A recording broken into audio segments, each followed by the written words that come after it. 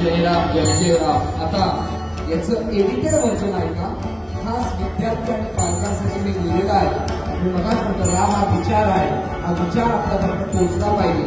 खास काही पंक्ती विद्यार्थ्यांसाठी आणि काही पालकांसाठी.